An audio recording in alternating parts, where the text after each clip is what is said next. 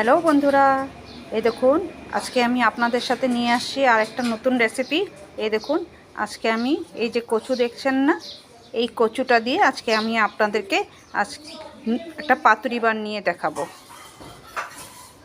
দেখুন কচুগুলোকে আমি এইভাবে টুকরো টুকরো করে এখন আমি এখানে কচুটাকে পেস্ট করে নেব।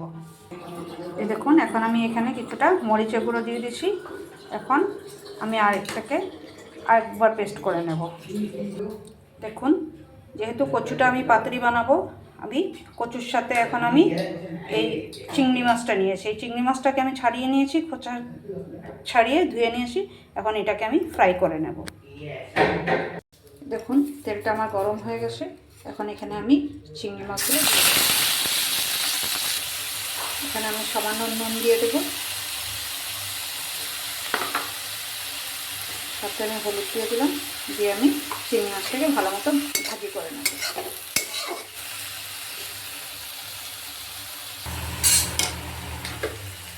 দেখুন চিংড়ি মাছগুলো আমার ভাজি হয়ে গেছে। আমি চিংড়ি মাছগুলোকে খুব বেশি কড়া করে ভাজবো না, এইভাবে আমি চিংড়ি মাছগুলোকে ভেজে নিলাম। এখন আমি চিংড়ি মাছটাকে উঠিয়ে ফেলবো। চিংড়ি মাছগুলো ভাজা হয়ে গেছে। দেখুন আমি চিংড়ি মাছগুলোকে এইভাবে উঠিয়ে নিলাম। এখন আমি কড়াইতে আর কিছু তেল দিয়ে দিলাম।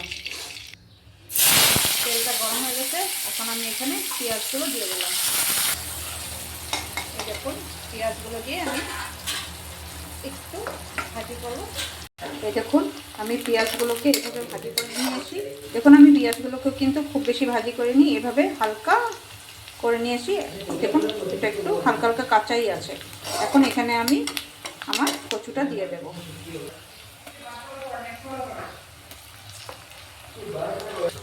দেখুন কচুটা আমি দিয়ে দিয়েছি। এখানে আমি এখন লবণ দিয়ে দেব স্বাদ মতো। সাথে আমি এখানে হলদির গুঁড়া দিয়ে দিলাম। আর মরিচের গুঁড়াটা আমি যখন পেস্ট করেছি তখনই আমি মরিচের গুঁড়াটা দিয়ে দিয়েছি। দেখুন আমি এটাকে এইভাবে মিক্স করে নিয়েছি। আর এই পাতুরিটা কিন্তু আমাকে খুব কম স্টিমের মধ্যে, একদম লো স্টিমের মধ্যে করতে হবে। এই দেখুন আমার একদম লো স্টিমের মধ্যে রেখে রেখে আমি এটাকে করব। এই দেখুন আমার এখানে জলটা টেনে গেছে, কচুর জলটা টেনে গেছে। এখন আমি এখানে চিংড়ি মাছগুলো ঢেলে দেব।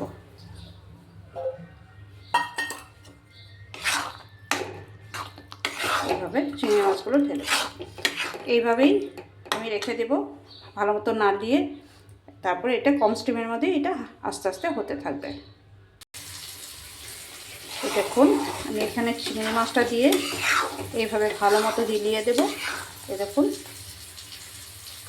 দেখুন আমার এখানে চিংড়ি মাছগুলোও দিয়ে দিয়েছি। এই দেখুন চিংড়ি মাছগুলো। তো এইভাবে এটা কম স্টিমে করতে হবে। তো কম স্টিমে এটা যখন একদম শুকিয়ে শুকিয়ে আসবে তখন আমি এটাকে নামিয়ে ফেলবো।